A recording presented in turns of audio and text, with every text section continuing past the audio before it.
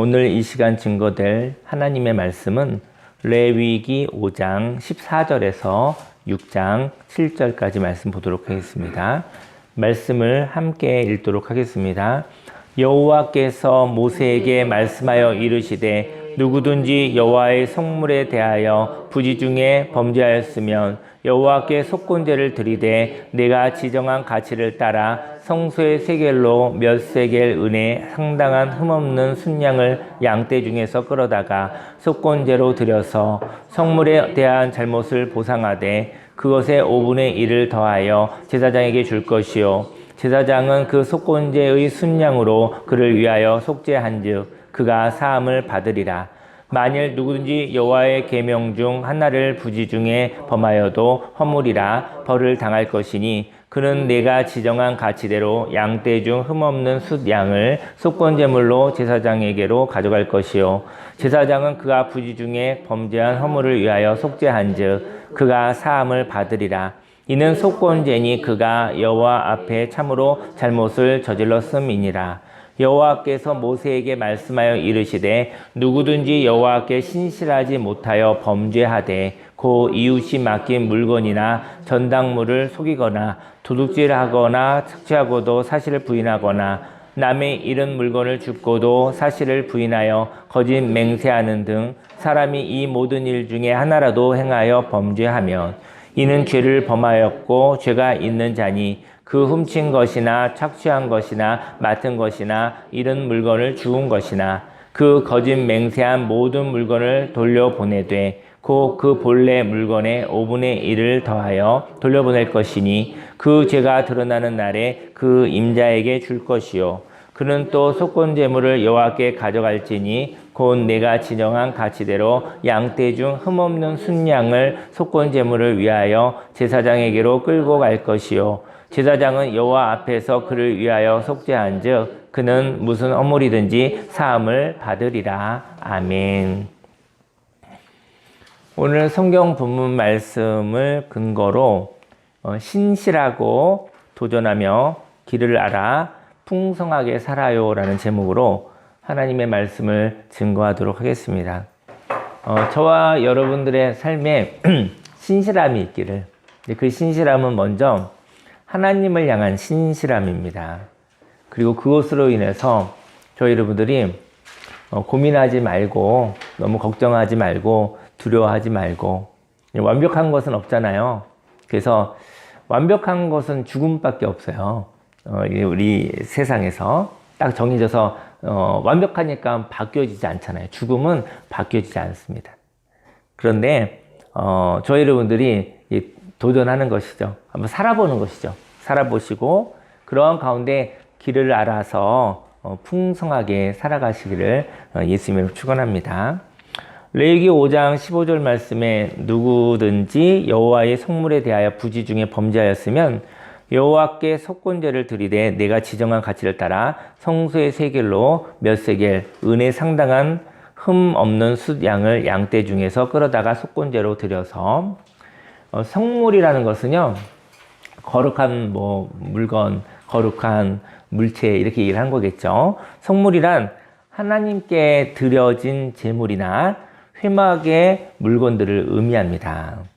그런데 이렇게 이제 하나님께 드려진 물건을 무의식적으로 나도 모르는 가운데 더럽혔거나 해를 입혔을 경우가 있다라는 것이죠. 그 사람은 흠 없는 순양을 양떼로부터 골라 제물로 가져와야 했습니다. 오늘은 속건제에 대한 이야기를 좀 나누어 보려고 해요.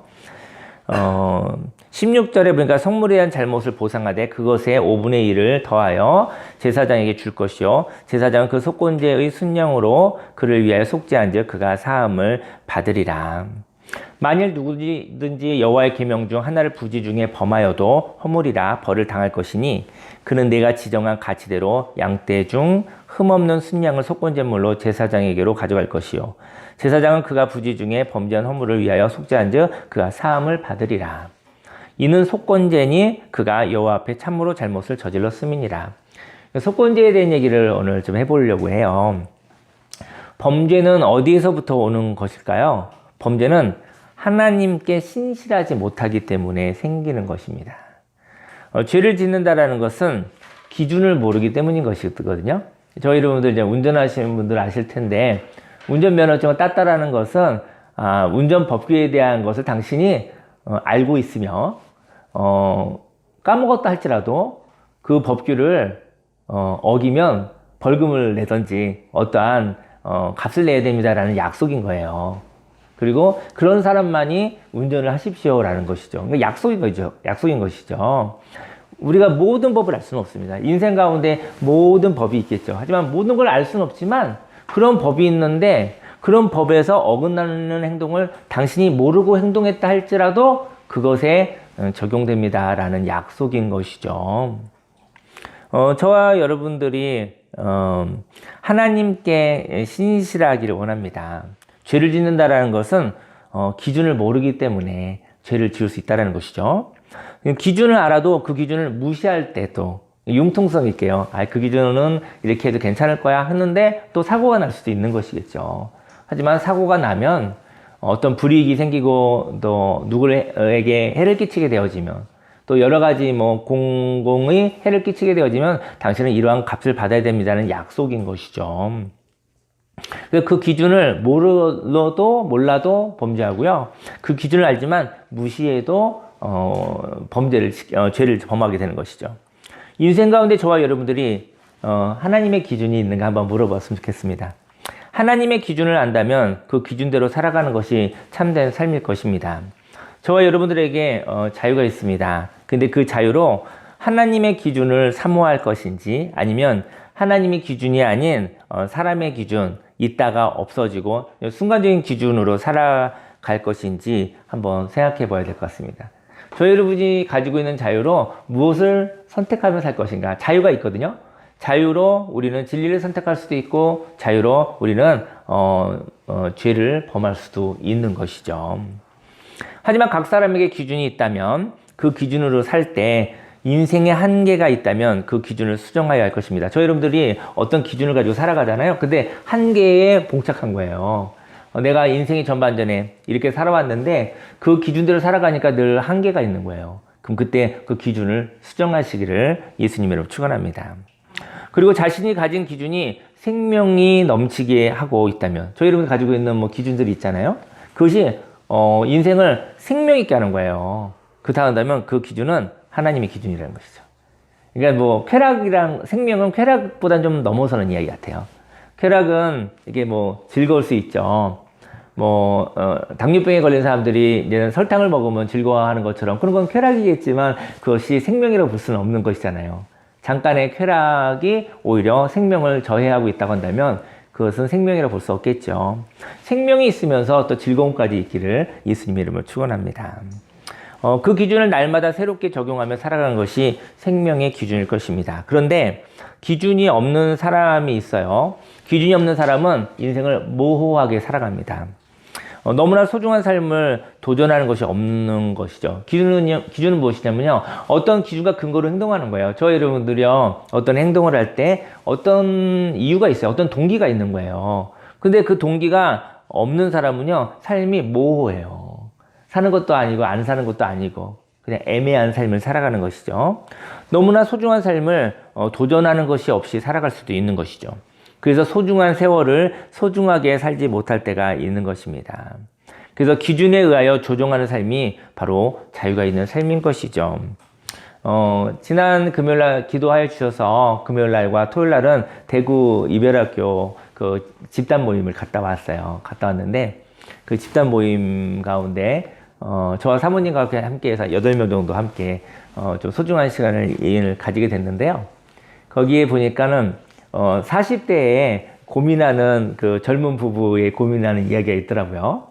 근데 결혼하기 전에는 너무 좋았고 연애니까요. 왜냐면 연애 때는 결혼하기 전에는 의무가 없기 때문에 다 즐거운 거예요. 좀 너무나 이렇게 짜릿하고 환상적이고 이런 것이 없을 수는 있지만 저도 의무와 책임이 없기 때문에 결혼 전에는 굉장히 행복한 것이 많은 것이죠. 근데 결혼을 하고 나서도 또 단둘이 행복하게 사셨던 것 같은데 아이를 낳고 났더니 얘기가 다르더라고요. 아이를 낳고 났더니 육아가 너무 힘든 거예요. 그래서 육아가 너무 버거워서 부부 사이가 너무 힘들다. 왜냐면 둘 다 지쳐 있더라고요. 그 아이를 또 제 아내의 이야기에 의하면 첫 번째 아이가 그렇게 힘들다고 하더라고요. 둘째 아이는 그래도 경험이 쌓여 있으니까 어떻게 요령이 있는데 첫 번째 아이는 정말 어떻게 해야 할지 모르잖아요. 경험이 축적되지 않은 것이 되는 것이죠. 너무나 힘들게 살고 있는데 그때 뭐 격려하고 공감하고 이런 시간을 가졌는데 70이 넘으신 어떤 어르신이 얘기해 주더라고요.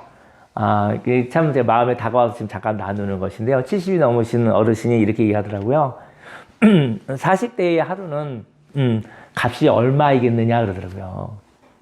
40대 하루를 만약에 본인이 돈이 많아서 살 수만 있다면 40대의 하루를 무한대로 주고 싶대요.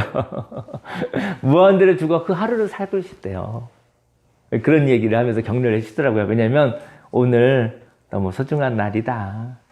이 소중한 날을 아름답게 소중히 사셨으면 좋겠다.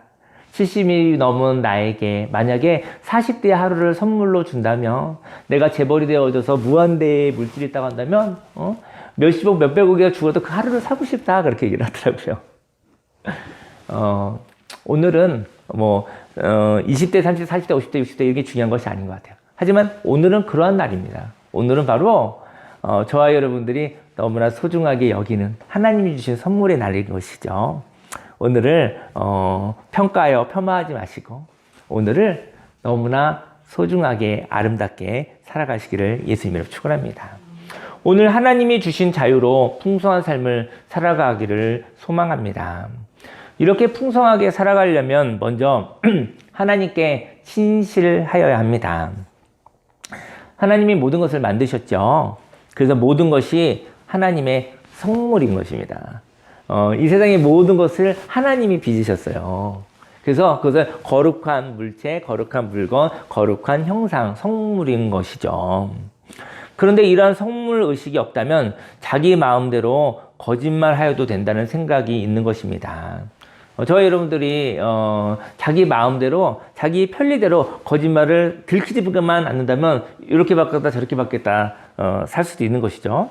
사람들에게 있는 모든 것은 하나님의 것이며 각 사람에게 주신 모든 것이 하나님의 것이라는 것이죠. 이것이 바로 성물의식이라는 것이죠. 저희 여러분들이 하나님을 미워한다면 하나님을 싫어한다면 내가 왜 하나님의 형상이야? 이게 아주 기분 나쁠 것 같아요. 근데 하나님은 좋으신 분이시고 아버지시고 창조주이시잖아요. 하나님이 저와 여러분들에게 인생을 주신 거예요. 그래서 저희 여러분들은 거룩한 사람인 것이죠. 저와 여러분들의 모든 것이 하나님이 주신 것이란 것이죠. 사람들에게 있는 모든 것은 하나님의 것이며 각 사람에게 주신 하나님의 것입니다. 그런데 하나님이 주신 것을 빼앗는 것은 각 사람들에게 있는 소유가 사람의 것이라고 생각하는 것이죠. 저희 여러분들이요, 어느 누구에게 무엇인가를 뺏는다고 생각해 보세요. 어느 누구한테 저 사람이 좀 어리숙한 것도 같고, 약한 것도 같고, 협박하고, 거짓말해서 사기쳐가지고 그 사람의 것을 빼앗았다고 생각해 보십시다. 그러니 어떻게 가능하죠? 어떤 사람에 있는 것이 하나님의 것이라는 의식이 없는 거예요. 그 사람이 있는 것을 무엇을 뺏는다는 것은 하나님의 것을 도둑질하는 거예요. 무섭지 않겠습니까? 저희 여러분들이 하나님에게 협박을 하는 거예요. 그래서 하나님에게 협박하고 하나님이 지으신 바 하나님의 것을 강탈해오는 역할을 하는 것이죠. 이 세상에 있는 모든 것들은 하나님의 것입니다. 근데 사람들이 하나님께 이거 하나님의 것입니다라고 영광을 올려드리지 않았을 뿐 다 하나님의 것이라는 것이죠. 하나님이 주신 것을 빼앗는 것은 사람들에게 있는 소유가요, 사람의 것이라고 생각하기 때문인 것이죠. 2절 말씀에 누구든지 여호와께 6장 2절 말씀에 누구든지 여호와께 신실하지 못하며 범죄하되 곧 이웃이 맡긴 물건이나 전당물을 속이거나 도둑질하거나 착취하고도 사실을 부인하거나 인생 가운데 맡은 것이 있습니다. 그런데 그 맡은 것을 선한 청지기가 되어 관리하는 것이 아니라 그 맡은 것을 도둑질하려는 사람들이 있다라는 것이죠.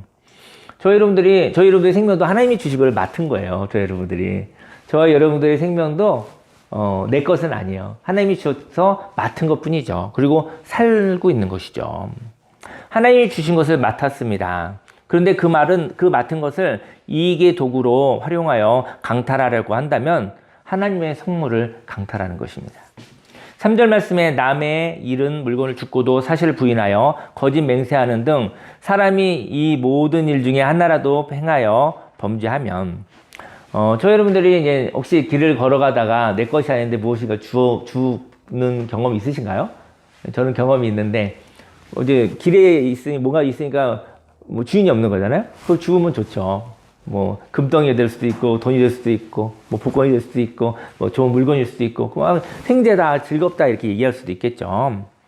근데 그것을 주었는데 내 것이 아닌 거예요. 그런데 그것을 내 것이라고 이제 주인이 나타난 거예요. 근데 이제는 그건 이제 내 것이라고 모른 척하면 내 것인 거죠. 그죠? 찾아주지 않으면 내 것인 것이죠. 그것을 내 것이라 거짓말한다면 이것 또한 죄를 짓는 것이라는 것이죠.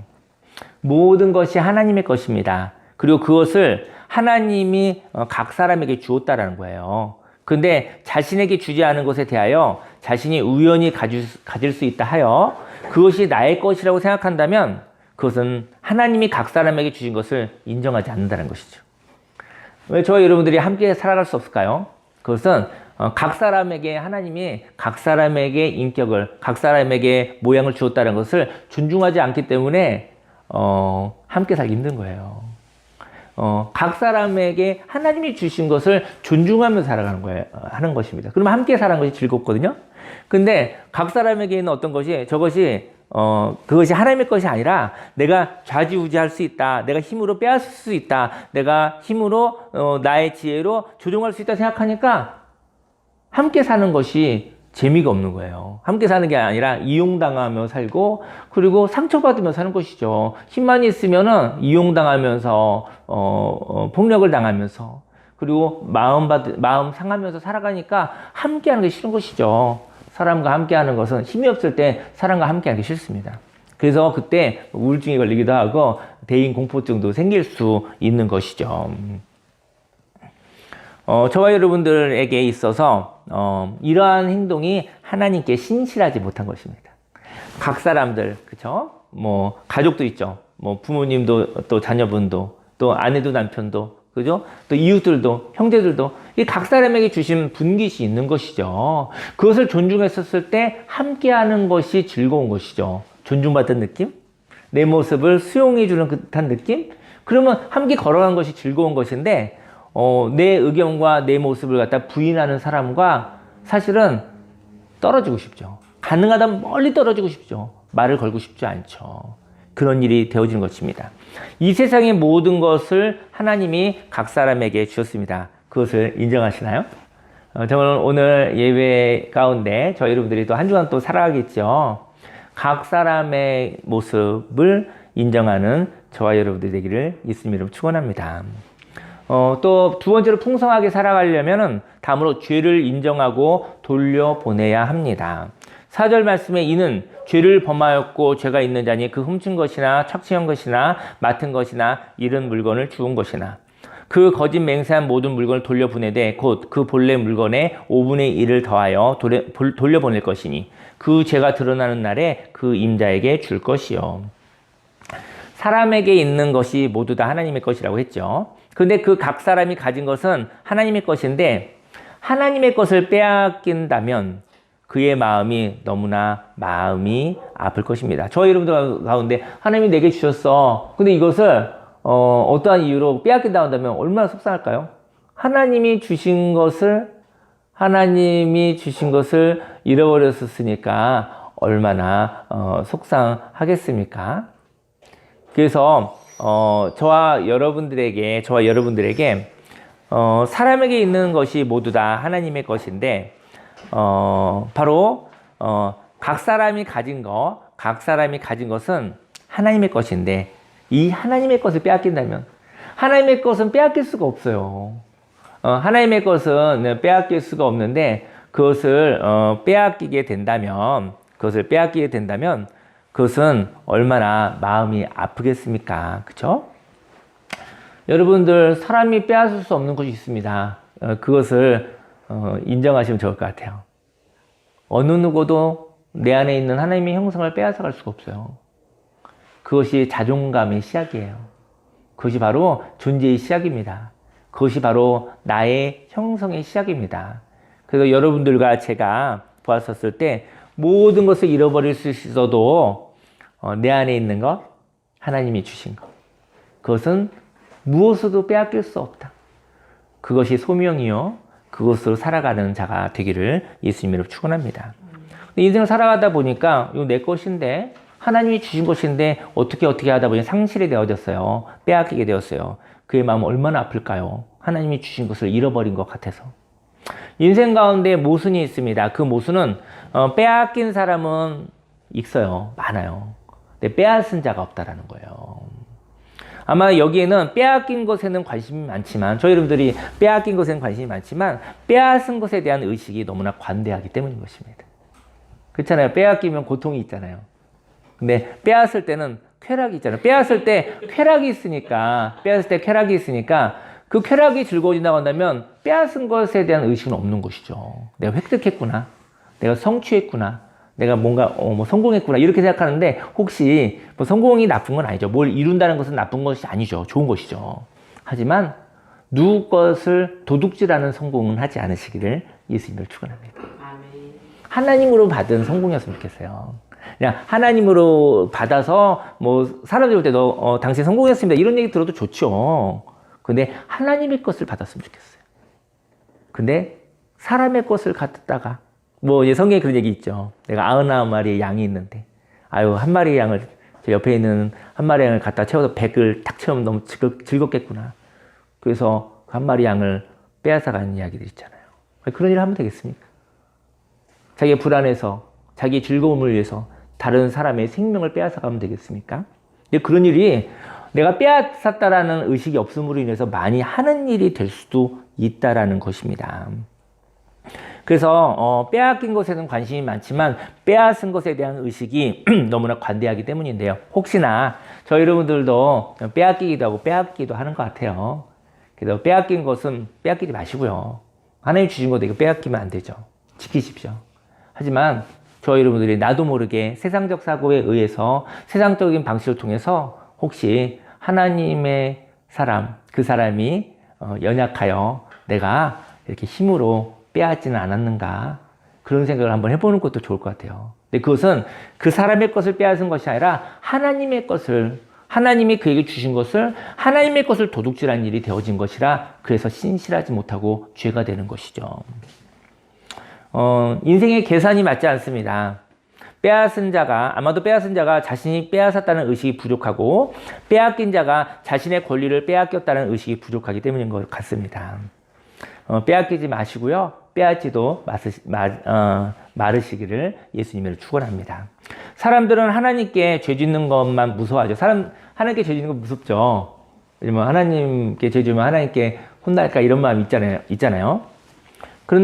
그래서 사람의 영혼을, 그런데 하나님께만 무서워하는 것 같아요. 물론 하나님도 안 무서워하는 사람도 있기도 하지만, 사람이 사람의 영혼을 상하게 하는 것을 가볍게 여긴다는 것이죠. 한 주간도 여러분과 저에게 마음 상한 일이 분명히 있었을 것이라고 생각을 해요. 근데 마음 상한 일 있을 수 있겠죠. 하지만 그것이 저와 여러분으로 인해서 생기는 일은 가능하면 없었으면 좋겠습니다. 이렇게 사람의 영혼의 상함을 내버려 둠으로 인생 가운데 하나님 뭐라고 말씀하시냐면요, 사람의 영혼을 상하게 내버려 두면 인생 가운데 예배가 되지 않는다고. 왜냐면 예배가 별로 무의미하거든요. 내 마음에 그러니까 많은 참소가 있어요. 하나님께 나아가고 하나님께 이야기를 했을 때, 내가 누구를 해하고 알든 모르든 그랬었을 때 집중이 되지 않아요. 하나님께 집중이 되지 않습니다. 그래서 성경에 보면은 계속 예물을 드릴 때, 그래서 혹시 형제들과 이렇게 화목하지 못했다면 그 일을 먼저 하는 것이 좋지 않겠느냐. 그 다음에 예배를 드려도 되고 안 드려도 돼요. 근데 헛수고죠, 헛수고. 왜냐면 사람들과의 관계 속에서 막혀져 있는 상태에서 하나님이 그 예배를 받지 않으시고, 그도 예배를 드릴 수 있는 마음이 안 되는 것이죠. 예배가 되지 않으므로 하나님과의 관계가 막혔다는 것은 죄의 행동은 용서받아도 그 상황이 오면 동일한 행동을 한다는 것이죠. 저 여러분들이요, 저 용서받았습니다 했는데, 용서받은 자가 똑같은 일을 반복해 한다고 한다면 용서받지 않은 거 아닌가? 그 사람은 용서받으려고, 그냥 그런 척 한 거 아닌가? 그렇게 생각할 수도 있잖아요. 그래서 이제 처음 잘못한 것과 두 번째 잘못한 것과 세 번째 잘못한 것, 얘기가 다르죠. 굉장히 다르지 않습니까? 죄가 드러난다는 것은 하나님이 주신 것을 알게 된다는 것을 말합니다. 그리고 하나님이 주신 것을 인정하지 않고 사람을 속여 다른 사람의 것을 자신의 것으로 만든다는 것이죠. 아까 말씀드렸지만 99마리의 양을 가진 사람이 한 마리의 양을 빼앗아 100마리를 채우고 싶은 마음이 바로 죄일 것 같아요.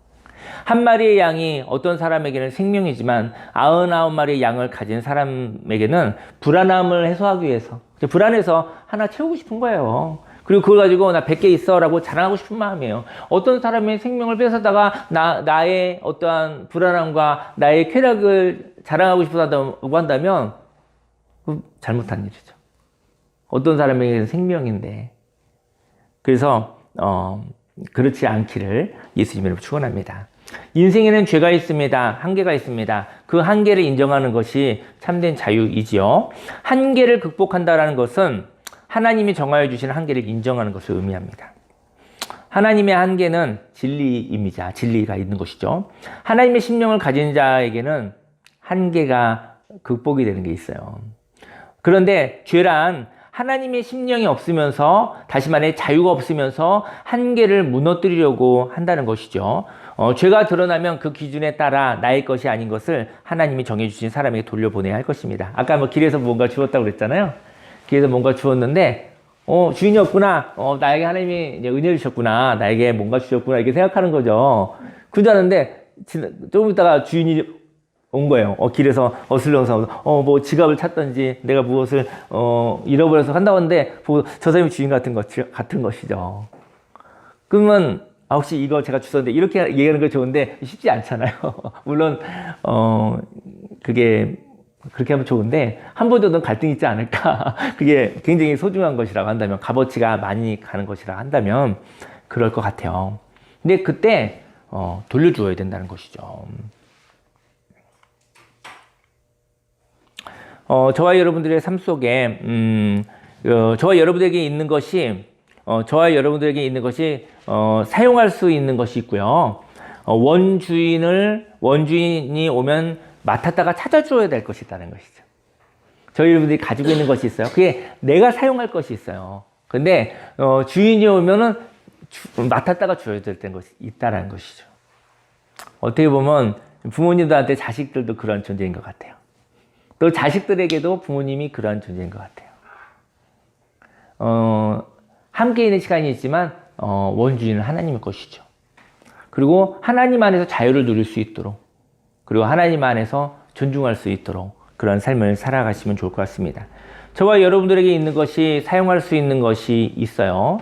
하지만 맡았다가 하나님께 원주인을 찾아주어야 할 것이 있다는 것입니다.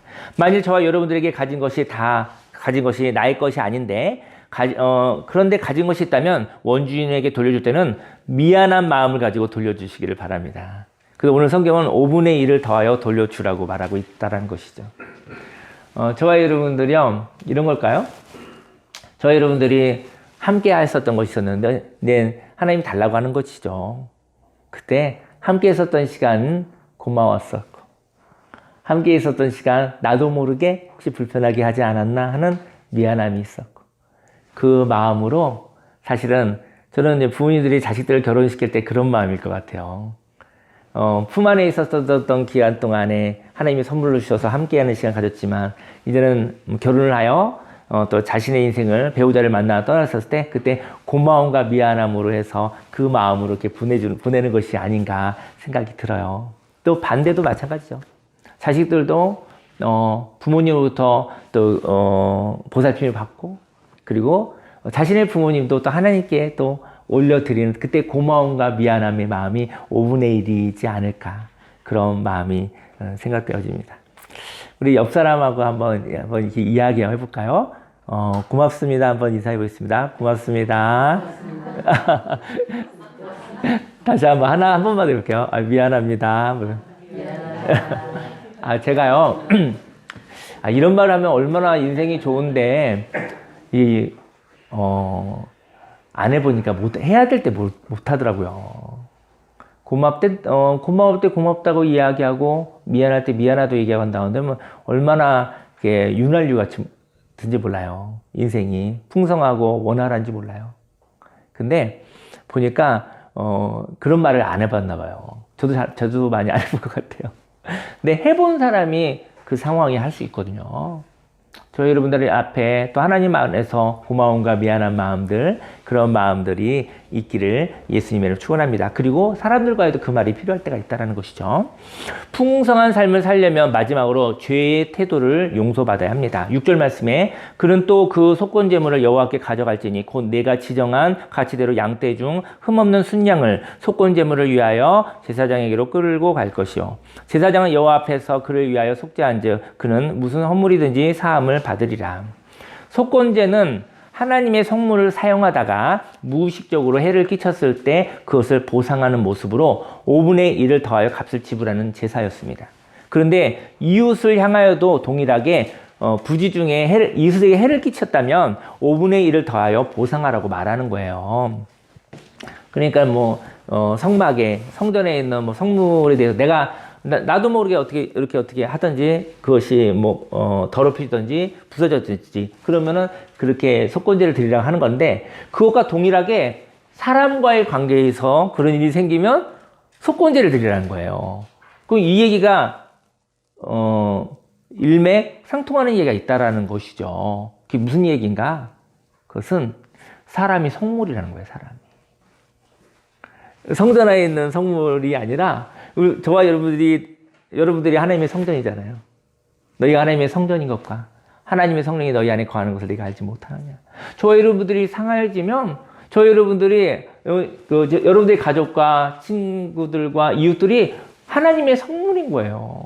근데 그것이 깨져지고 상하여지게 됐었을 때 그때 5분의 1을 더하여 속건제를 드리라는 거예요.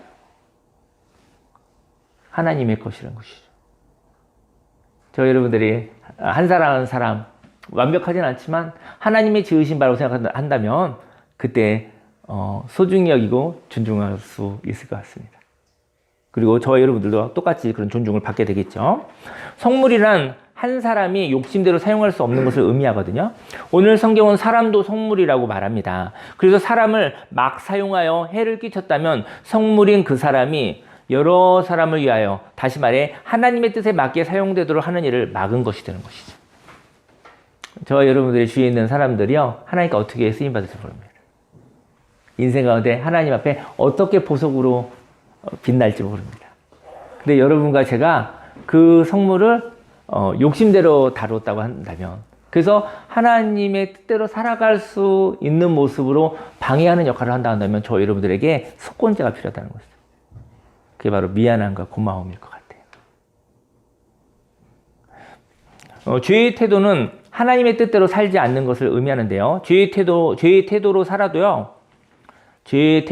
살아도 하나의 죄는 용서를 받을 수 있을 것 같아요.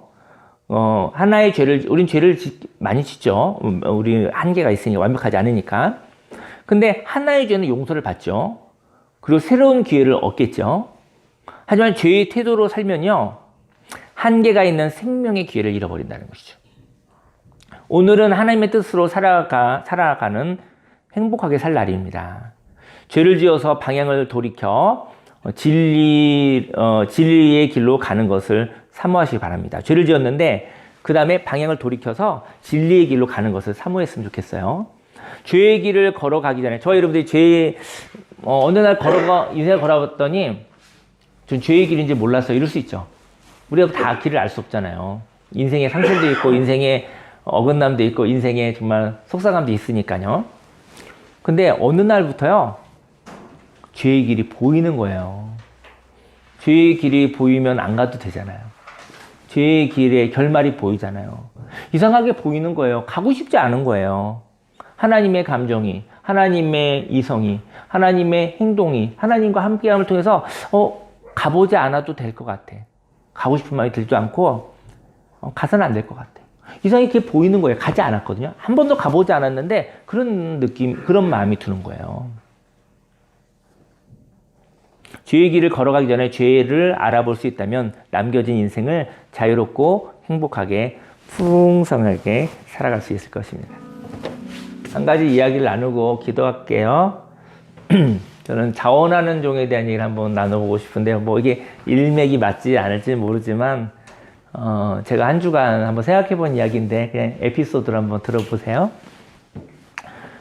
참 좋은 순복음교회에 9살 된 풍산개가 있습니다.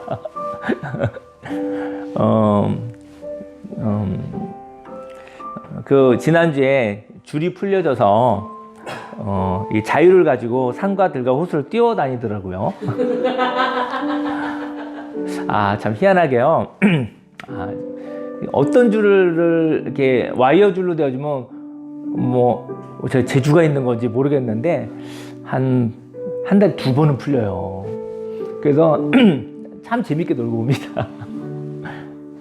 근데 이제는 다른 줄로 하면은 이렇게 안 풀리는데 줄을 바꿨는데 어제 줄이 풀려서 자유를 가지고 산과 들과 호수를 뛰어다니더라고요.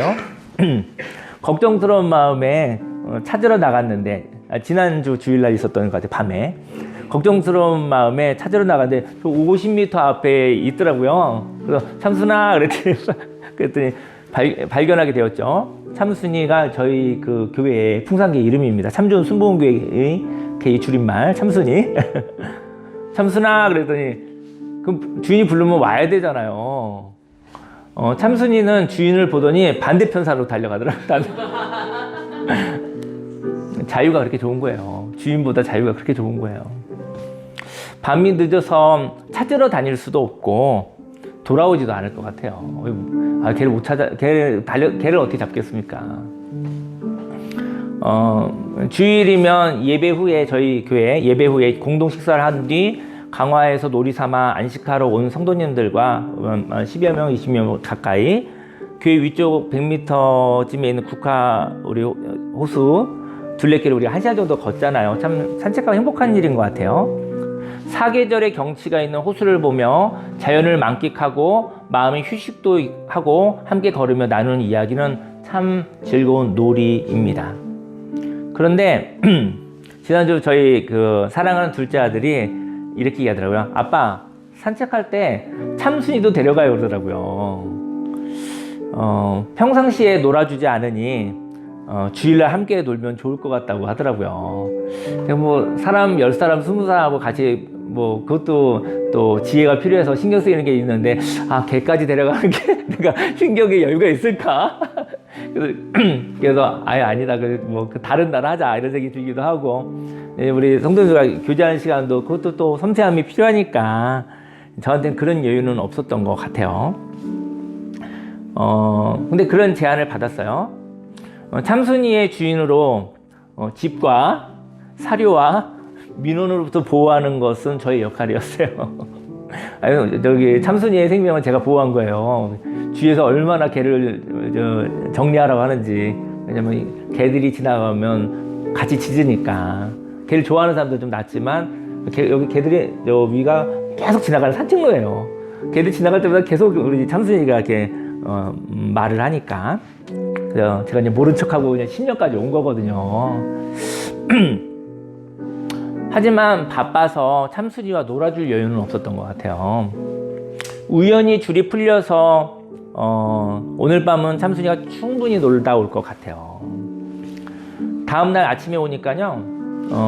다음날 아침에 이렇게 교회 오니까 교회 마당에 누워 있더라고요. 참순이가 실컷 놀았나 봐. 참순이를 부르니 참순이가 순순히 이렇게 다가오더라고요. 그리고 뭐 천천히 목줄을 이렇게 메어줬어요. 자연스럽게 목줄을 매더라고요. 너무나 순하게 매임을 받아들이는 참순이를 보면서 주인님 어제 충분히 놀았으니 이제 교회를 지켜야 할 시간이 되었네요. 그렇게 말한 건 아니지만 이제 일할 시간이네요 라고 저 오늘 출근하겠습니다 라고 행동으로 말하는 것 같았어요. 자원하는 종은 무엇일까?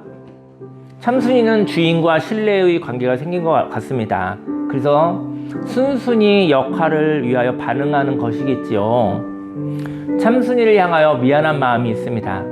함께 산책도 하고 놀면 좋을 텐데 밥은 먹여주고 보호는 하나 일만 시키니 어느 날 사고가 나서 줄이 풀리면 어떻게 집에 있을 수 있겠습니까? 주인이 불러도 어떻게 일만 하는 집에 있을 수 있겠습니까? 인생에 사고가 있습니다. 근데 그 사고는 놀이와도 같아요. 만일 위험한 자와 놀이를 한다면 영혼을 도둑질 당하는 일이 있겠죠. 하지만 안전한 자와 일만 한다면 언젠가는 영혼을 도둑질하는 위험한 자와 함께 놀이를 하고 싶을 것입니다. 인생에서 일밖에 할 줄 모르는 사람이 사랑하는 자와 함께 놀이할 수 있다면, 인생에서 일밖에 할 줄 모르는 사람이 사랑하는 자와 함께 놀이할 수 있다면 참 좋을 것 같습니다. 이번 주에는 참순이와 홑을 산책하며 놀이를 하고 싶습니다. 산책하는 줄을 들면 우리 참순이가 주인에게 다가올 수 있도록 말이죠. 이게 산책하는 줄 있잖아요. 이렇게 하면 참순이가 우리 주인이 나랑 놀고 싶다고 하는 사인인가 보다 하고 이렇게 다가올 수 있도록. 참순아, 참 수고했다. 그리고 충성했다. 이제 일만 하는 것이 아니라 너무나 짧은 시간 함께 놀면 좋겠구나. 풍산개와 같은 개들은 10년 정도 산다는 이야기를 들었어요. 만약 그 말이 정말이라면 우리 참순이는 한 1년 남은 거예요. 물론 조금 1년 플러스 알파가 있을 수도 있겠죠. 근데 작년보다 조금 늙은 것 같아. 제가 좀 여유가 생겼다. 사람만 보다 개도 보게 생겼다. 언젠가는 함께 산책하지 못할 날이 올 것 같습니다. 이렇게 산책하며 함께 할 수 있는 날을 선물로 생각하고 살아보려고 합니다. 그리고 또 한 주에 한 번 선물로 산책하며 놀이하면 좋겠죠. 참순이에 대한 얘기를 했지만 이건 사람과의 얘기도 똑같은 얘기다. 사람과의 관계 속에서 생존을 위해서 보호하고 많은 것을 부모님들 또 이렇게 보호자들 했지만 사실은 놀이를 이길 수는 없어요. 인생은 그래서 에덴, 죄짓기 이전 에덴은 조이, 기쁨, 노는 곳이었어요. 저와 여러분들 인생의 전반전 열심히 일하셨는데요. 일만 하다가 인생의 마지막 날을 맞이하면 너무 속상합니다. 근데 아까 제가 사랑합니다, 고맙습니다, 미안합니다라는 말도 해봤기에 어떤 상황이 할 수 있는 것처럼 놀아본 경험이 있어야 놀 줄도 아는 것이죠. 천국엔 일이 없대요. 거기서 혼자 쭈뼛쭈뼛 어색해서 막 일하려고 하는데 하나님이 일 없다? 그러시면 천국에 가서 또 어색해서 뭐 소외되는 일은 없겠지만 잠깐 어색할 수도 있겠죠. 근데 그 전에 인생 여행은 놀이에요. 하나님이 안전하게 지키시고 보호하시니까 하나님과 함께 뭐 의미 있는 일도 하시고 또 놀이도 하시고 그러다가 천국 생활을 준비하시기를 예수님을 축원합니다. 그리고 저도 부모지만 우리 아들 둘이 이제 20이 넘었잖아요. 이제는 벌써 한 명은 이제는 서울에 대학 가서 벌써 이제는 이렇게 독립한 거나 다름없고 우리 둘째 아들도 아마 내년이면 또 자신의 길을 갈 것인데 너무 소중한 날이죠. 여러분의 삶 속에 하나님의 보호하심을 받으시고 그리고 함께 노는 시간, 그 노는 시간이 기억이 납니다. 함께 일했었던 기억이 나는 것이 아니라 나중에 만나서 놀았었던 얘기를 하는 거예요. 장례식 때 그 놀았었던 얘기를 하는 거예요.